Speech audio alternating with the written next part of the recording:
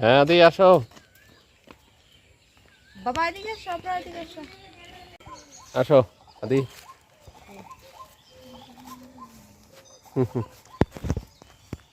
ঘর তো ওদের ফিরে গেছি। বিচারপতি আবু সাইদ চৌধুরী সাহেবের বাড়িতে আমরা আসছি বেড়াতে। বাসভবন ওনার সাবেক, এই ভবনে পরিবার সহ বেড়াতে আসছি। এটা পুরাতন ভবন, এখানে অস্থায়ী রাষ্ট্রপতি বিচারপতি আবু সাইদ চৌধুরী মহোদয় থাকতেন এবং আমরা সেই দৃশ্যগুলো দেখার জন্য আসছি। এখানে কয়েকটি আছে কাচারি ঘর, আছে একটি কুয়ো অনেক পুরাতন, আর আছে ওদূরে একটি মসজিদ। হ্যাঁ নলকূপ, এটা কুয়া।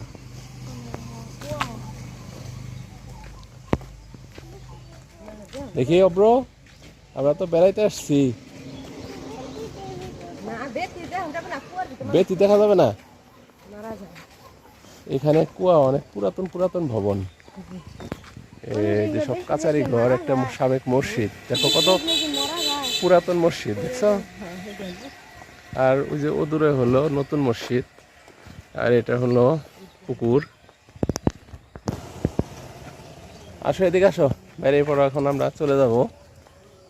বাইক নিয়ে আসছি, যদিও বাইকে আমাদের একটু ওভারলোড হয়ে গেছে পরিবার সহ।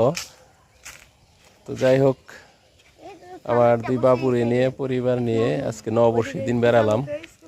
তো আমরা একটু যাব একটু বিদ্যালয়ে, একটি প্রাইমারি স্কুলে।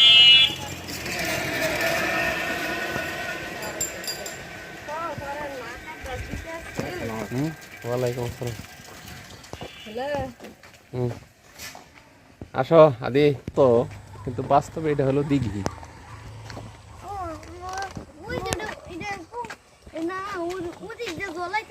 হ্যাঁ,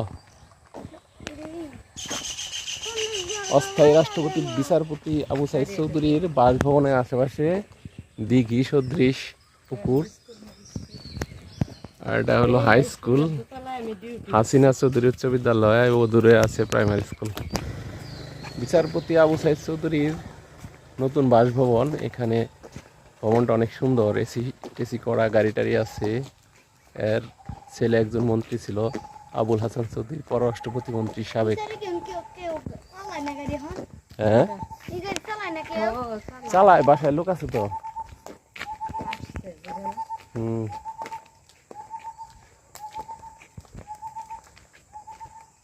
বিচারপতি আবু সাইদ চৌধুরী, ওনাদের নতুন ভবন, ভিতরে গাড়ি, গুলশান বনানীর মতো বাসভবন। হয় এখানে ছবি উঠামু।